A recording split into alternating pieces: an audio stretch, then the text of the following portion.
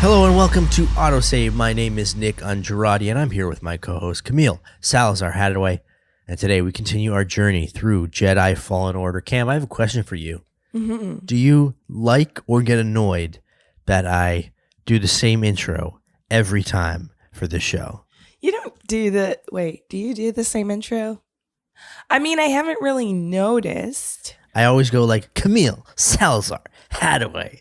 Hey, you know what? It works because I haven't even noticed. You're doing good. You're doing good, kid. I needed that pat on the back. Thank you. I appreciate it. You're welcome. But anyway, Jedi Fallen Order, we're getting back into it. And on last week's episode, I won't let you manipulate me.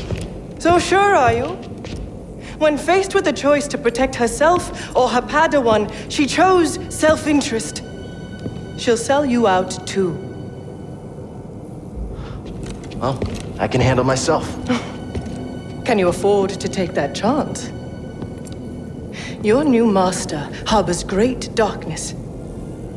The look on her face when she saw what they had done to me, as I am now.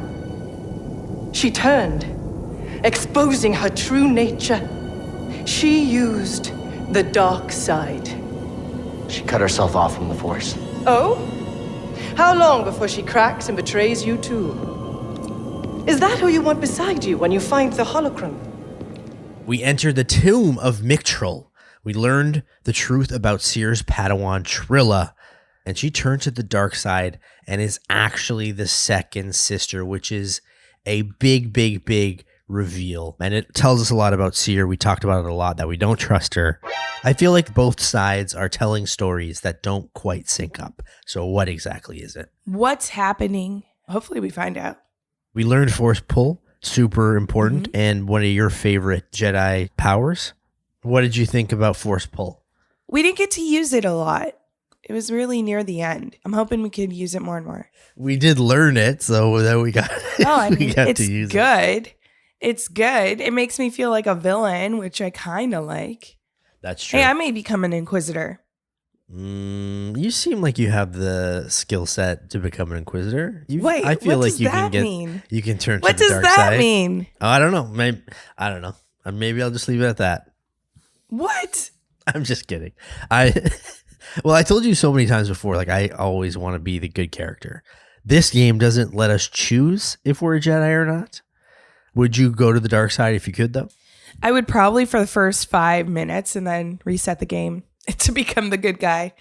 Like I said, I have to play games like in the style of what the character's canon story is supposed to be. But what if they have no canon story? Then I'd go for the good side. Okay. Yeah. See, I would always just feel guilty about doing bad things to people. Cal is not happy with Cere, of course, but they decide, let's put it on the brakes for now because we have a task at hand at the time. And then we get captured by bounty hunters. And that's where we left off last week. Don't really know what's going to happen now that we are captured by bounty hunters, but we got to deal with them. Maybe we'll see Boba Fett. I'm not entirely sure. But it's back to Kashyyyk as well, where we get to see some more Wookiees. And hopefully we can finally get to see Tarrful and get some answers. Question of the day. Yeah. We deal with one furry race of creatures in this game, the Wookiees. What's your opinion on the other in the Star Wars universe? I know there's probably many, but I'm talking specifically about Ewoks. Do you love or hate Ewoks? Honestly, I'm indifferent. I know like the whole Ewok debate, whether you love them or not is a thing, but I think because I grew up in the second coming of Star Wars with episode 1, 2, and 3, I wasn't too affected by the Ewoks. My sister, though, she loves the Ewoks. Mm-hmm. I don't quite get it. They're kind of rude, but I kind of like the sass too. Okay, I understand that. Were you ever in Return of the Jedi specifically? Mm-hmm. Did you believe that a whole race of Ewoks could destroy the Empire as they did? Do you think that was believable? No. No, it wasn't. Absolute lies. Absolute lies. I always loved Return of the Jedi, and there was a long time where I loved Return of the Jedi more than Empire Strikes Back. As I got older, I liked Empire Strikes Back more.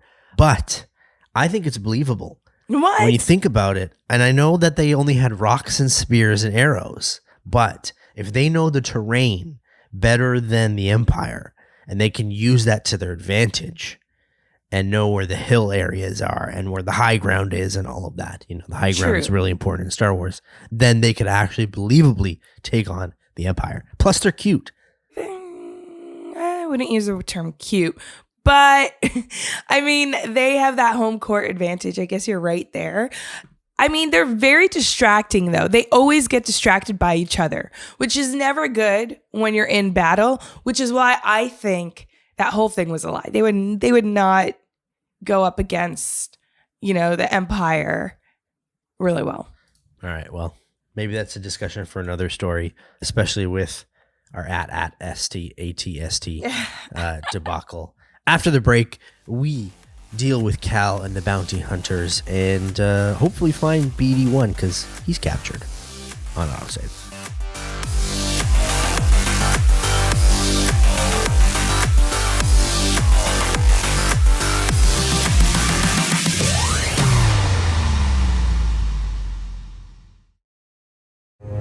Where are we? BD1? Little buddy? Where are you? BD? Gotta find a way out of here. Wherever here is. Right you are, Cal. You got to find a way out of here and find BD1. We have no lightsaber now, which is probably a problem. No. But guess what? We have the Force, and we can use the Force to get out of the jail cell. So we have to force pull some power cables and plug them in to move forward. And after a while, we do find BD1. He's okay. And now with our main droid on our side, all we have to do is get our lightsaber back. Can I just say something here? Yeah, with the of course. prison escape.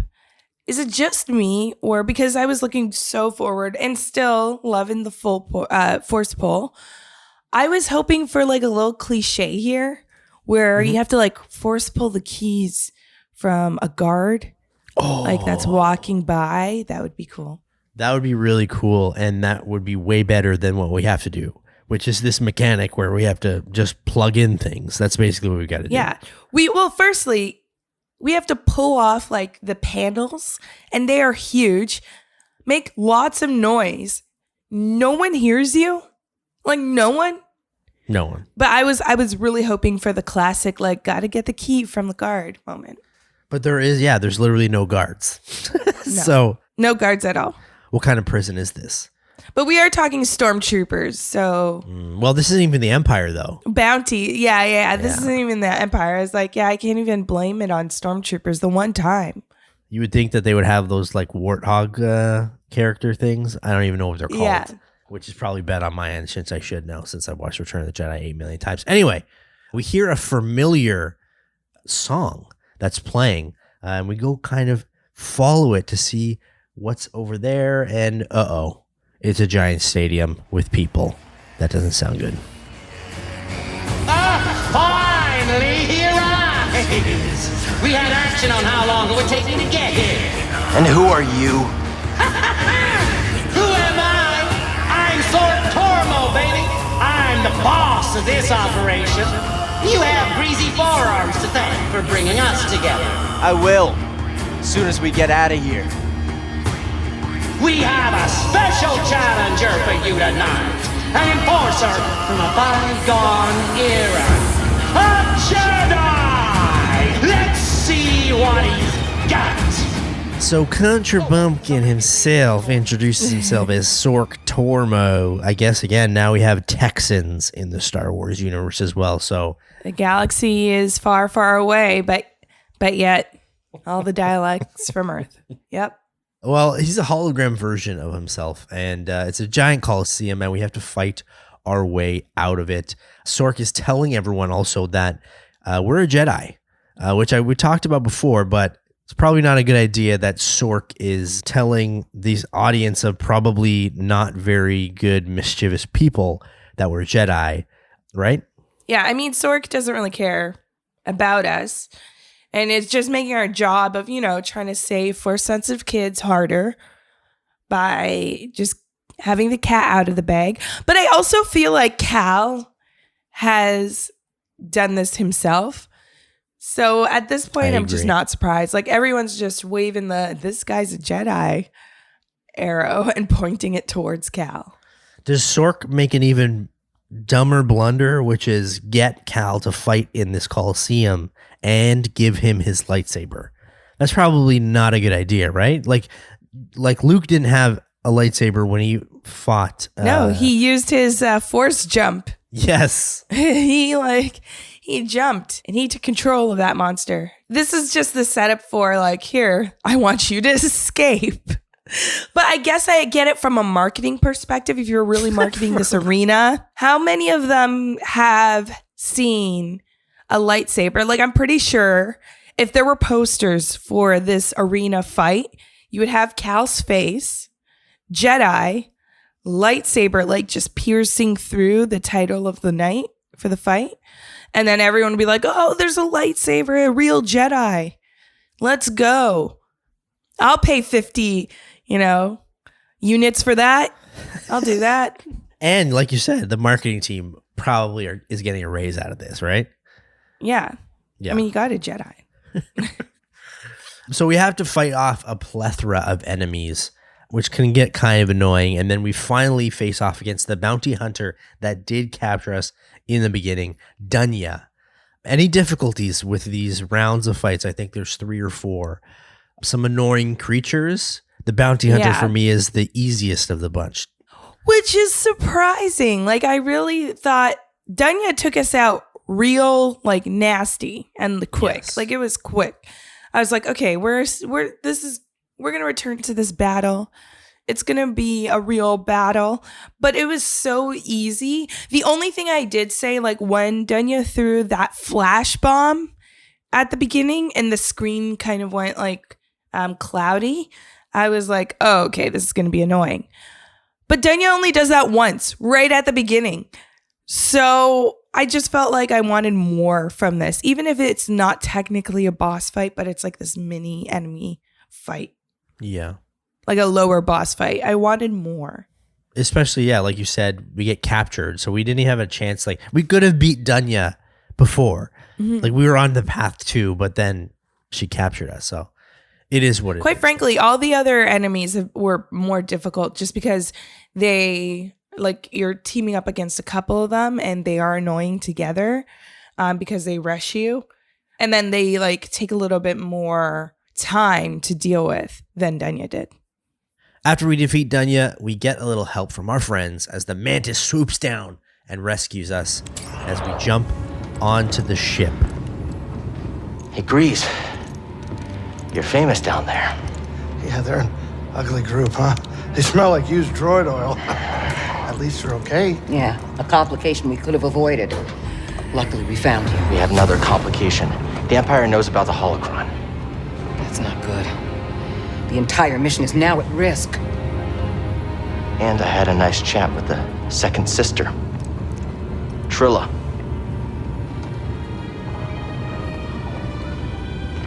What did she tell you? She told me you betrayed her to the Empire. Is it true? She'll say anything to jeopardize this mission. Is it true? She was my apprentice. Before the Purge. You should have told me. We're getting an encrypted message from Kashyyyk. So Greez is famous from what we know. Greez, you're famous. You're famous down there. He does seem like that type that would be in a bar down there, gambling and losing money, right? Yeah. Have fun. I just loved, this was so odd to me, and I don't know if it was for you as well, how the Mantis literally just knocks down everything and shows up in the middle of the arena. Oh, I know, right? I don't know if it was the animation, how it landed, but something just felt otherworldly. It didn't feel, and I know I'm talking about a spaceship, but it felt like it just didn't, it could have been done better. Were you surprised about how short that mission was? It just seemed like it ended and we didn't really get any backstory with anybody, so it didn't really matter. Do you think we'll see them Sork again? I feel like we will, just because they all are promising that we will see them again. And it seems like Greez is not like, oh, thanks for getting rid of those guys. They're annoying. Greez is kind of like, yeah, sorry about that. So I'm pretty sure we'll see him again. Most importantly, in that clip, Cal confronts Cere about Trilla. What kind of messages are you getting here in terms of like they decide like, okay, there's a task at hand. Mari comes and tells us that we can talk to Tarrful, but it looks like there's unfinished business between the two because Cere keeps like defending herself and kind of saying like, oh, well, no, that's not how you. Okay, well, what exactly is it, Cere?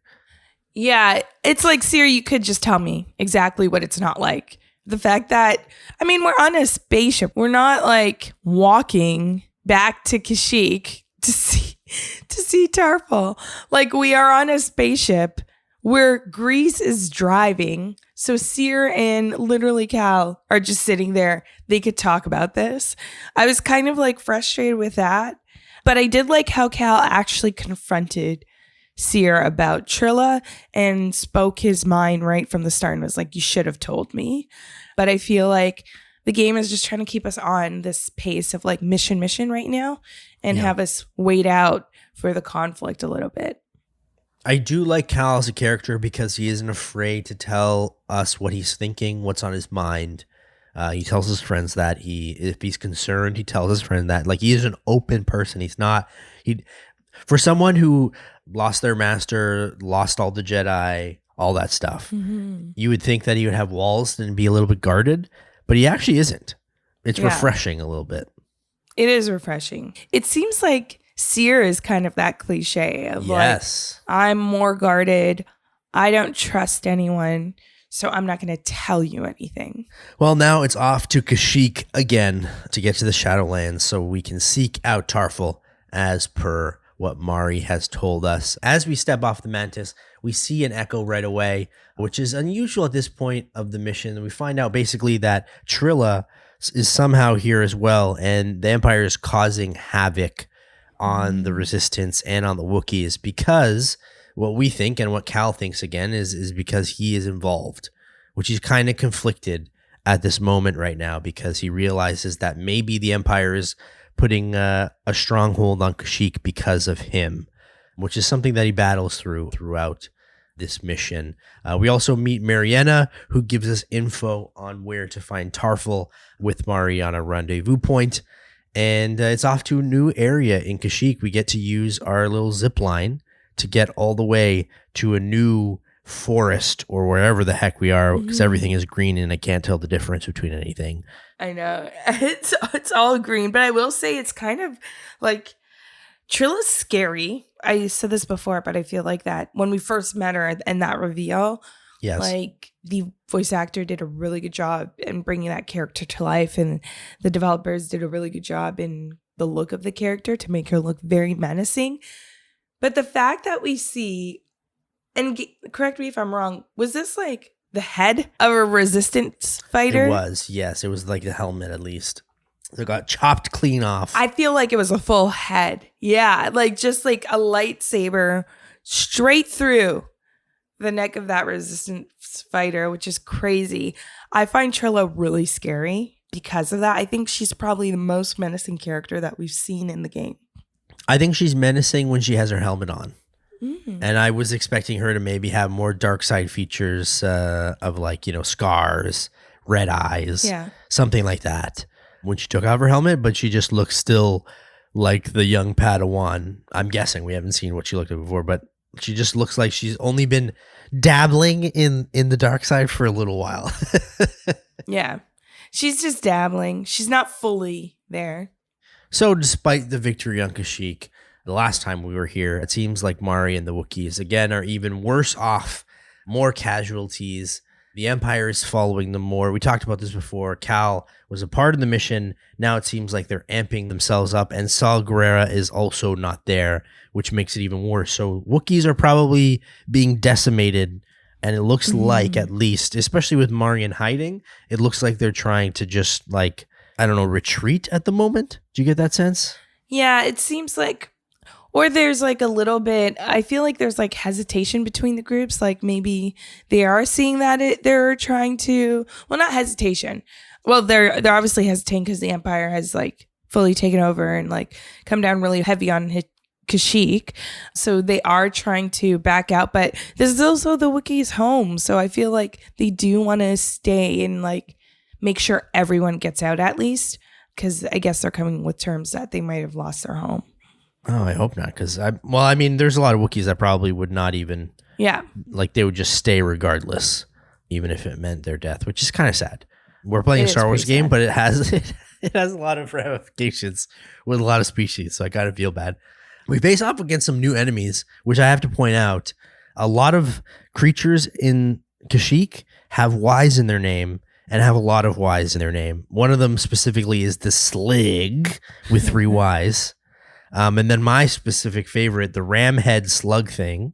And then also a winged dragon type thing, I guess. I don't know exactly what they are. Called a Michael. They're very annoying. With a Y, which I think is funny. It's like, what are you doing, Cal? I'm fighting Michael. Leave me alone. It's a very generic human name. But yeah, the Slag, let's talk about that. That's weird. It's tough too. The ram and the slug, very weird. And yes, very tough. That's all. I don't think I like them. Neither do I, because it's getting me so frustrated with like charged enemies. They kind of like charge at you really fast and you can barely evade them. I don't know if you have trouble with that, but sometimes it's like they hit you so many times that you don't even have time to like evade properly. Do you ever have that issue? It drives you nuts. Yeah, no, I've definitely got a lot of health taken off by them. We see a giant tree in the distance, and that looks like where we have to go next, towards the Shadowlands. And on our way through, a bunch of stormtroopers we hear from Mari. So sounding her voice, she doesn't like what Saw did, which I guess that's the kind of main point right now is we knew that Saw maybe had his own agenda. We're not really sure what that is yet. She's going to tell us more later, but that's my initial instinct. And my initial thought was, ooh, Cere was right about Saw, which means maybe she's more trusting. Like this game is trying to play with me. Because right now I don't know if I trust Cere fully, especially because she still has not told us the full truth or she's hiding something. And then now like her advice with Saw, it's kind of like, oh, she was looking out for us. He does have his own agenda. He will abandon you. And Cere told me. So we have to trust Cere now, basically. Now I have to trust her. It's very, I'm very much left or right. There's no in between. I gotta know. Well, in an echo right after, we do find out some more information on what really went down with Mari and Saw. What exactly do you think about that? Is it that Saw doesn't care about the Wookiees, or he just doesn't see a victory in it, so he wants to get everyone off the planet? Is that better or worse? I mean, you gotta know when to quit. Like, I see it now, hearing that echo. Like, I see it from both sides.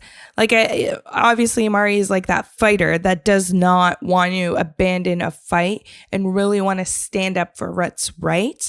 Where I think Saw is more experienced and probably more strategic with when to give up a fight, especially because the resistance is still building, right? It's not what it is going to be. It's in its earlier stages and is growing. So you don't want to firstly put those fighters in harm, and you don't want to lose your soldiers. It's like a hard, like I understand like not wanting to leave a planet that you live on, right? That's your home. Yeah. You want to fight to the last breath. But if you look at it from Saw's point of view, we can regroup almost. And even if we've lost the planet, we can win it again if we organize. It might be a little blunt of a plan, like in terms of like, I don't know, getting Wookiees on board with this. But it doesn't seem to me that Saw is in it for his own gain. I really do think that as a war general, he's making a conscious decision on what to do if they are losing the battle. Yeah, I absolutely agree. After fighting some sticky enemies and some more troopers, we get to jump on some giant bouncy sacks. Yeah. I don't know how else to explain them. Not like that. but they are called lung plants. No, but I'm gonna call them giant, bouncy, fleshy sacks, if that's okay with you. Sure. Gal could also feel the force around this place, but after we get some nice air and jumps on the lung plants, we managed to finally get our way to Tarrful. It seems like it's been ages. After some phone calls telling us to hold up and wait a minute, we finally get to talk to them. Glad you made it. This is Chieftain Tarrful. I'm on a mission from Master Eno Cordova. He was looking for a Zepho artifact. Finding it could help save the Jedi. Cordova found wisdom at the top of the origin tree. You should seek answers there. It's massive. I don't even know where to start. Well, you might be able to find a way up through its root system, but most of it's underwater. You'll need this breather. So we asked Tarrful about where we can seek answers for Eno Cordova's mission, and they say we have to reach the origin tree, and that's maybe where we can get some answers. But I gotta say, Cam, this is a really anticlimactic scene for me because, one, it's not even a cutscene. It's literally just talking to NPCs, and then they're just like, oh, maybe you have some answers by going to this place. Yeah. We've waited like 3 missions to wait for some answers from Tarrful, messages from Mari, asking if we can meet with him. We finally do. He has no answers for us, and we don't even get a cool cutscene like that. Like maybe it has them talking about the war, how much they need to fight, how much they need Cal. Like nothing. It's literally just like, hello, in NPC voice, you need to go to Origin Tree. Yeah, it's like, hey, I'm Tarrful. I almost missed it because I was like, no, that's not Tarrful. Because it's like you have Cordova firstly introducing us to the name of Tarrful and like how important this Wookiee is. Then you have everyone talking about it. Like you mentioned, the whole loop around to try to even meet Tarrful. And you don't get a cutscene. I know. Tarrful barely talks. Yeah. Well, he doesn't talk at all. I don't think he said one word. Actually, yeah, he doesn't talk. He doesn't talk at all. Mari talks. It's like, Tarrful, blink twice if you're being held hostage by Mari. Like, what is really going on here? Yeah, maybe Tarrful wanted to escape with Saw, but Mari was like, no, we need to stay on the planet. And he's like, okay. But we do get a breathing apparatus. The ones that we've seen in Phantom Menace, I don't know if you remember Obi-Wan and Qui-Gon, they have to swim. And it's just like this weird harmonica thing. Are you excited for some water level? Did you expect that there was going to be a water level in Star Wars Jedi Fallen Order? I did not expect it at all. This like completely surprised me. Was not expecting it. Were you or? No, I was like in shock. And then I was afraid that it was not going to be good, but it was pretty easy. Like swimming is fun in this game, I think. Swimming is fun. And it was pretty easy, but that doesn't make it a good underwater level. Like, I feel like... Hope for tasks or something?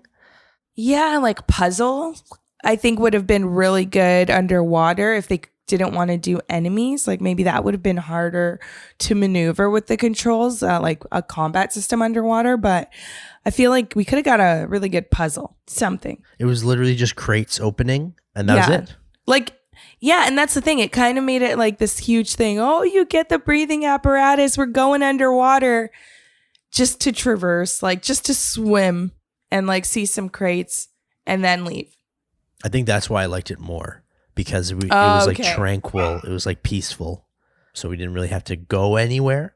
We could just like go through the water, have a good time. So I enjoyed that. Just go for a quick splish splash. Nothing, nothing big. Once we do put our head out of the water, we get into another cutscene. What's this? A Bronca scrap rat playing Jedi. I told the Grand Inquisitor you wouldn't be stupid enough to show your face here again, especially after we wiped out that feeble resistance. Love it when I'm wrong. Oh, crap. The Inquisitors? Did you expect the ninth sister to just show up out of nowhere? No. I thought if, like anything, we would have got the second sister again. But the ninth sister, she scares me. Really? She's pretty like menacing and like big. Very much so. You could tell she's all about the fight. Like she seems scarier to me than Trilla, and Trilla's the second sister. Trilla seems scarier to me in terms of like really being menacing. Like the ninth sister seems more like that brute figure that like, yeah, I'm gonna fight you, but doesn't have like I don't know, it's not really menacing to me in that way. It's more just like, okay, she's gonna be a hard boss to fight. And her like claw foot is cool too. Oh, I know. Well, her whole design is really cool. This is the first time that the Grand Inquisitor is mentioned in the game. We haven't heard about the Grand Inquisitor yet. We know about the sisters, but it's cool to have that reference. And do you think the Grand Inquisitor is going to show up at some point? Because I'm expecting him to. I am as well. But yeah, I feel like he is menacing. We're definitely going to see him again. I just hope it's a good boss fight. Like, I was really disappointed with Dunya. Yes. And like, even going into this ninth sister fight, or like seeing the ninth sister and knowing that we're going to probably have to fight her, I'm just kind of like, I don't know. I hope it pays off. The wait pays off. So my question also is, it's been 5 years since Revenge of the Sith. So I guess Order 66. How easy is it to create a Inquisitor squad that has 9+ sisters in it? Especially like it's an interesting thing because we always hear the 1-in-1, like there can only be one master and one Sith apprentice. But then there's like this Inquisitor squad that they came up with the idea, which is cool, but it's like, what are they? Are they Padawans in the sense of Sith? Like, are they even less than that? Is it that they're vying to be the apprentice, like the next apprentice? Like, I don't know. I find the Inquisitors like really interesting, but because of that rule with the Sith, which we talked about when we began this whole journey in Fallen Order, I don't get them and where they fit into like, right. Firstly, Sith Lord believing that he needs Inquisitors, right? And secondly, the Inquisitors maybe feeling like they could become a Sith apprentice when they should know the rule. Like, I don't know. Yeah, I don't know how it works. It's weird. There's a lot of weird laws and rules in the Star Wars universe. Like Jedi's having to be all like priestly almost. Yes. I always think that there should be like every Jedi should be a gray Jedi almost, because there's always conflict within you. But that's a whole nother story for a whole nother day. We have to run from the Ninth Sister ship, which is a really fun scene for me. This is probably the first time where I felt like a Jedi, having to run, wall jump, high jump, do some crazy stuff. Like it just felt like I've never felt like a Jedi in this sense before, and it was really cool. Yeah, I really did feel like Obi-Wan, because when I think about Obi-Wan and how he approaches fights, and I guess Qui-Gon as well, like it's very much jumping, avoiding a blow, dodging, right? Like it's very much that, and then striking when necessary. Like when the robe comes off, you're like, oh yeah, they're gonna fight.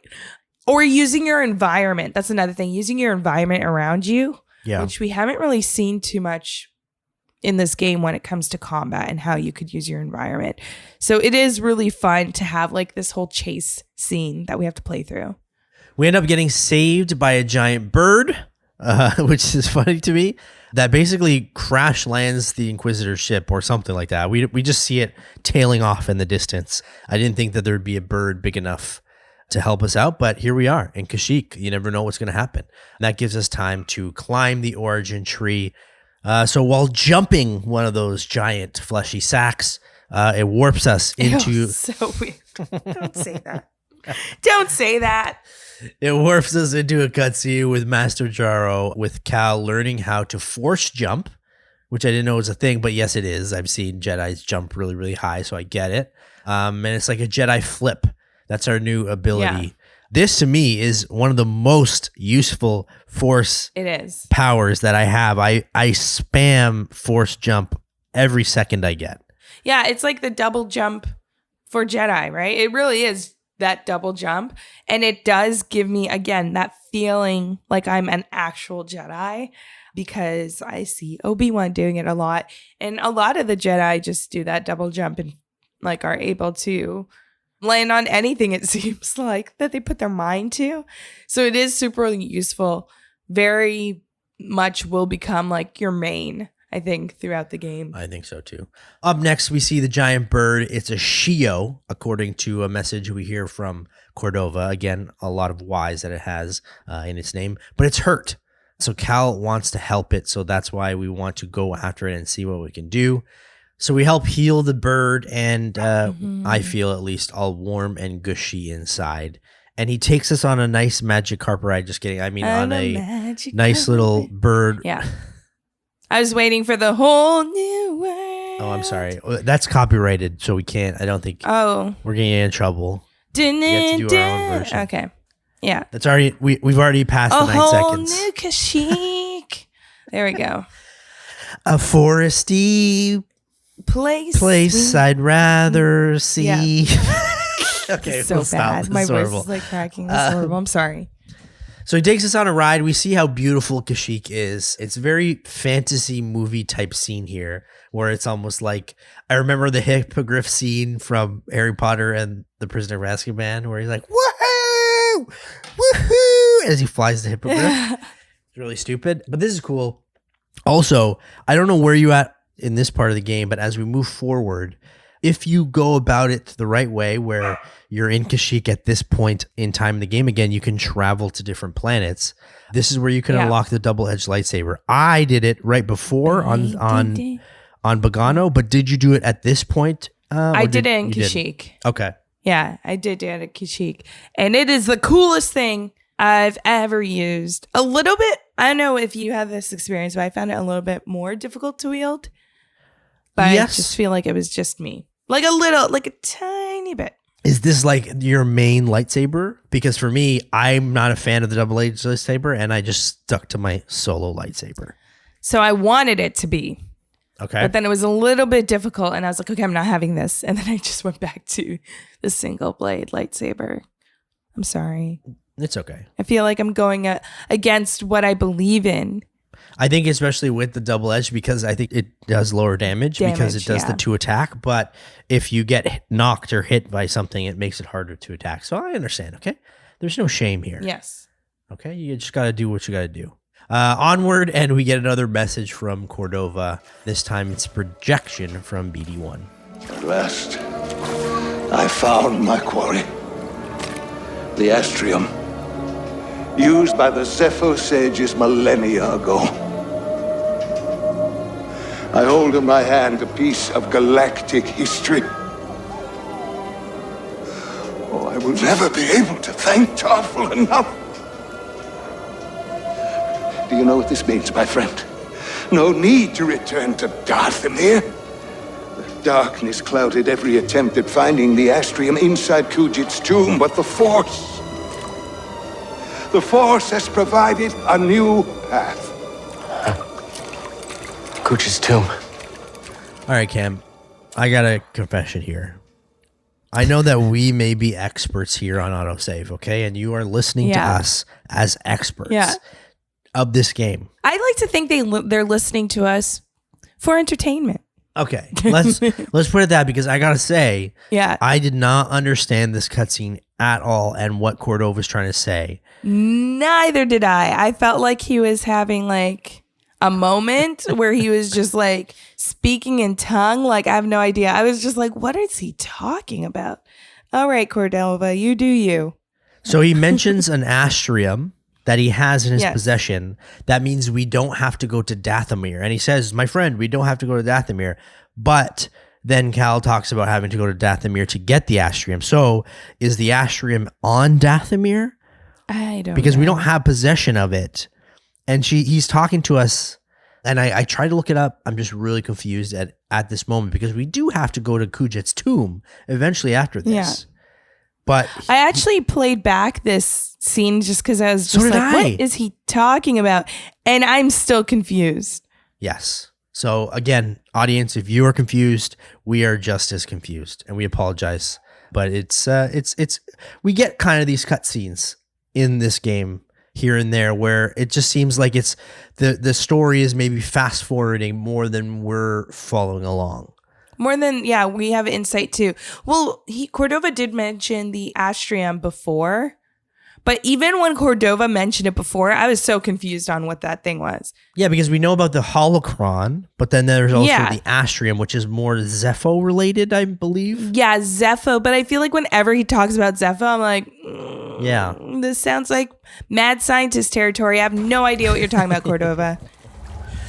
Well, it's back on our bird to get the heck out of here until...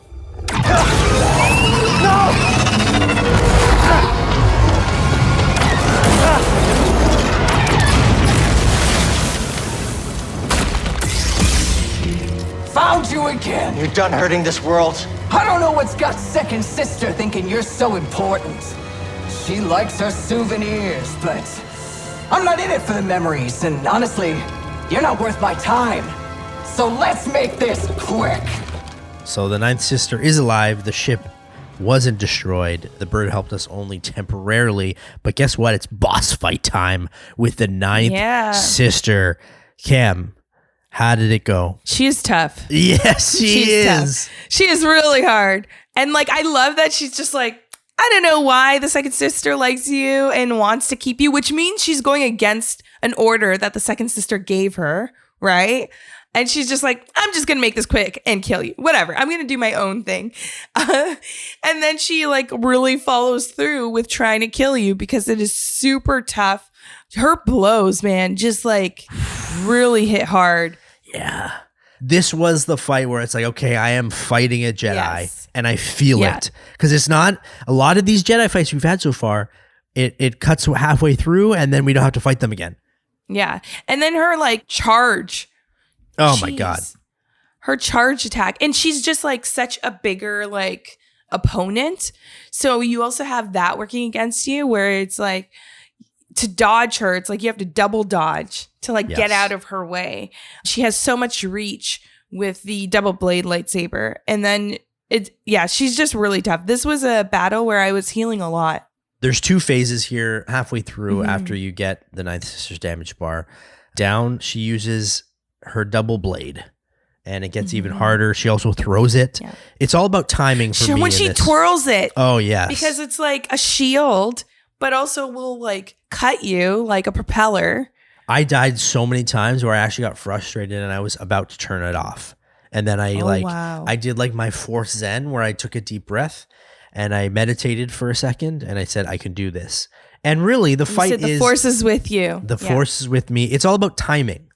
It not necessarily is timing. And this game, it does a really good job at it. It's not easy, but you have to be on point with your skill.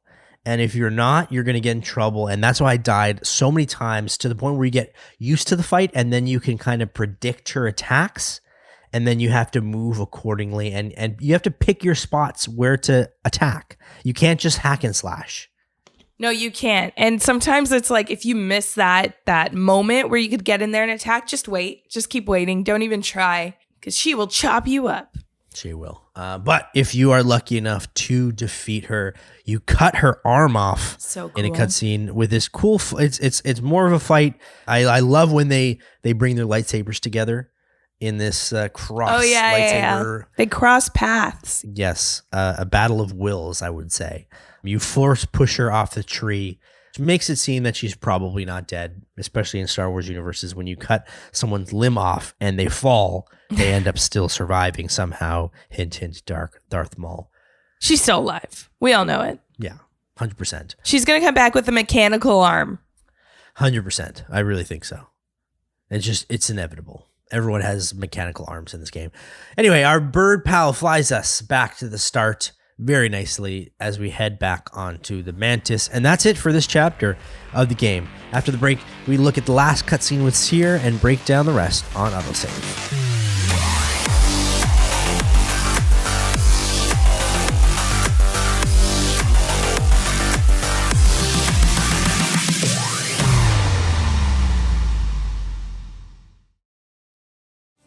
Cal, when I was captured by the Empire, I resisted.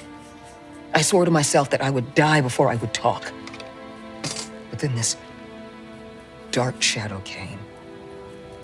And he was worse than any nightmare I could have imagined, and I still fought. But in the end, I came apart. And I gave them Trilla. And I know there's nothing I can do to make that right. But Cal, there's still a chance we can save the others on the holocron. Okay, look. The Ninth Sister said something about becoming an Inquisitor like it's inevitable. But you went through the same thing she did, and you didn't join them. Cal. It's okay, Cere. We'll find Cordova's holocron. So we actually get an explanation for Cal about Cordova's plan, and despite him saying, forget Dathomir, yes, again, we have to go to Dathomir to find something in the vault. But more importantly, Cere tells us more of her story, and we get this nice dinner with family. Is it a nice dinner? I feel like there's still so much tension. Like, just how quickly Cal was like, yeah, it's fine. Like, yeah, you know, the second sister talked about it's inevitable to become an Inquisitor. You do the same. Yeah, okay, whatever. Bye. Just brushes it off. Yeah. Yeah, Cal seems a little bit more like he's still hesitant with Cere. You get that feeling? Yeah. Yeah. Yeah, I do. We get some nice Cal Greez one-on-one moments here, also before the mission and after as well. We get to know Greez a little bit better, and he seems like a softie, even though he is like a gabagool New Yorker. He has some spirit in him, I would say, and he really cares about everyone on the mission. Yeah, and like usually I feel like with a character like Greez, we see it where we have to discover alongside the character Greez that he's a softie, right? Yeah. Like he'll slowly reveal himself, usually like that character type.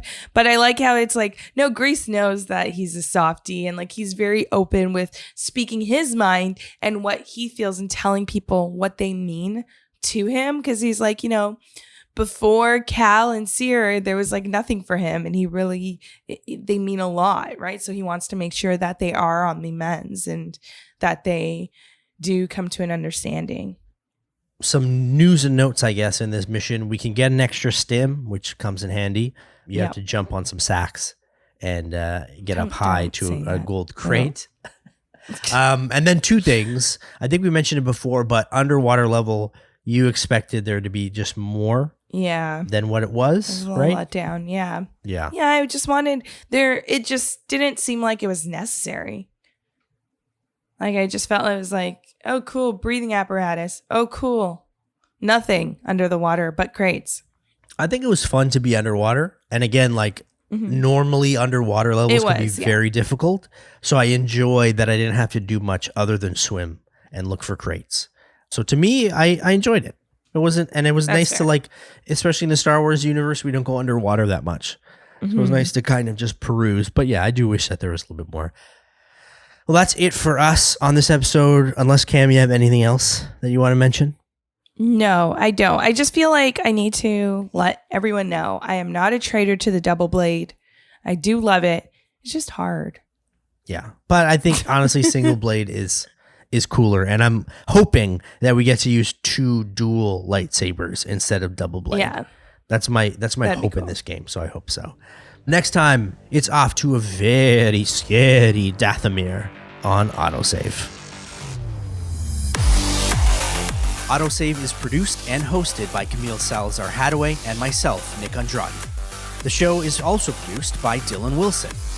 Gameplay and additional elements provided by Chris Seitzer. Technical production by Greg Philly. Executive producer, Clayton Hansler. You can follow the show at AutoSave Podcast on Twitter and AutoSave Pod on Instagram, YouTube, and Twitch. You can subscribe to the show wherever you're listening to it right now, and if it happens to be Apple Podcasts, kindly leave us a rating and review, but only if it's good. AutoSave is a Soda original, hosted on the Soda Podcast Network. AutoSave.